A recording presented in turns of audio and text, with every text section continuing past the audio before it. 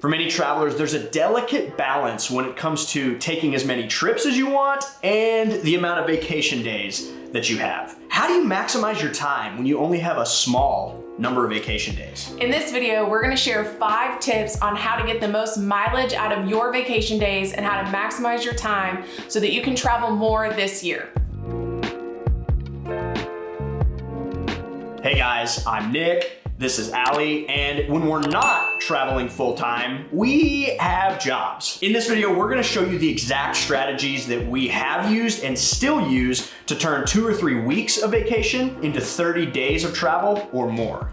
Tip number 1 is knowing your company's holiday schedule. If you work a W-2 job, start each year by looking at your company's holiday calendar and knowing what times your office already plans on being closed when you go to make your trip plans. By using these already closed office days as freebies, you can use less of your allotted PTO time towards your trips. Right, so for example, if your office is closed on Martin Luther King Jr. Day, which this year is on January 16th, you could take off the 12th and the 13th and effectively get 5 days off, but only having to use 2 PTO days. By utilizing this strategy, we've been able to take multiple 10+ day international trips in a calendar year because we've maximized our PTO time on top of these already planned breaks in our holiday schedule. Hashtag travel hacking. The second tip is to sync up calendars. And the best way to do that is to use some kind of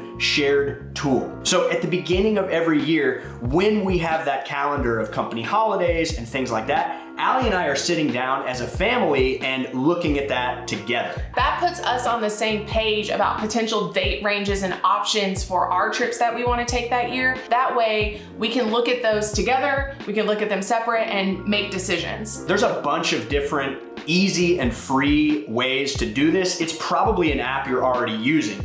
We've used Google Calendar, Apple Calendar, Outlook Calendar. There's a bunch of apps that allow you to do this. Cozy is another good one that I've heard great things about. Ultimately, it'll come down to personal preference, but the point is map it out towards the beginning of the year so you have time to plan and then make it visible to your family, friends, whoever, so that you're all on the same page. Tip number 3 is using your half days, summer Fridays, or long weekends strategically. Maybe you don't have the budget or the PTO, the time to necessarily take maybe some long 10-day international trip to Germany, which is totally fine.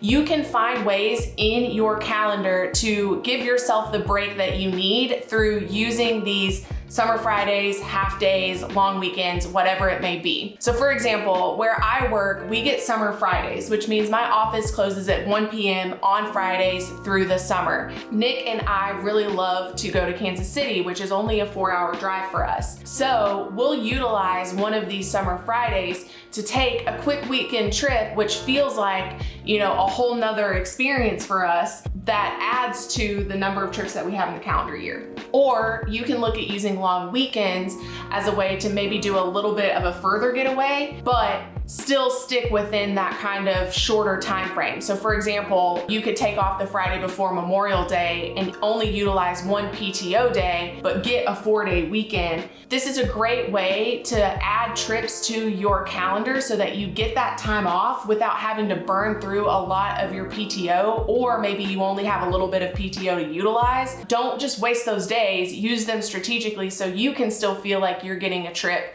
in your calendar year. Tip number 4 is to fill all your time. Now, I realize that this could be controversial and that there are different types of travelers, but what I often tell people is use all available free time. And what I mean by that is this. If your goal is to maximize your time on the ground at your destination, don't waste your weekend. Don't sit at home Saturday and Sunday and then fly out Monday morning for a week-long trip. That week-long trip could have been almost 10 days. For us, almost always for a week-long trip, we're taking off Friday night and then kicking off the weekend at our destination, staying a full week through the next weekend and then flying home on that following Sunday. Now notice I said Friday night. My other tip is to leverage overnight transit when possible, overnight flights and even overnight trains. Again, if your goal is to maximize your daylight hours, use overnight transit when possible.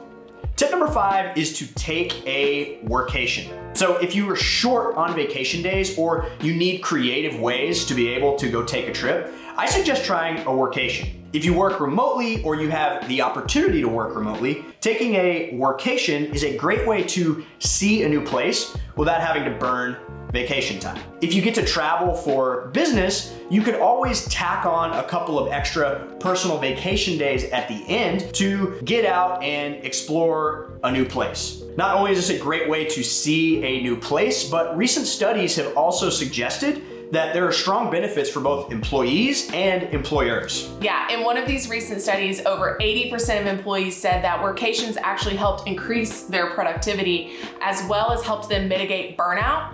And they said it was a great way for them to explore a new destination and they didn't have to use as much PTO time.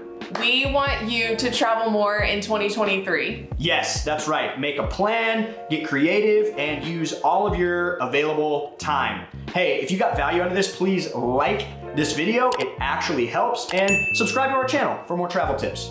We'll see you next time.